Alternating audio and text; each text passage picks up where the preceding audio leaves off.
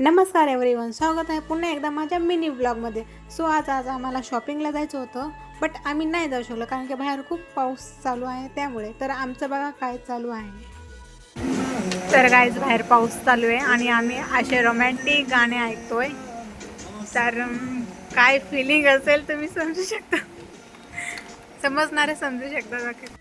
गाणे एन्जॉय करून घरी आले आणि कामाला लागले. तर कोथिंबीर आणि कांदा कापून घेतला. तर कढईमध्ये जिरे, मोहरी, कढीपत्ता, हळद, तिखट, चटणी आणि मीठ टाकून मस्त फ्राय केला आणि नंतरला कांदा टाकून अजून फ्राय केला जोपर्यंत त्याचा कलर चेंज होत नाही, म्हणजे की जास्त फ्राय वगैरे केला, कच्चा ठेवलेला नाही आहे.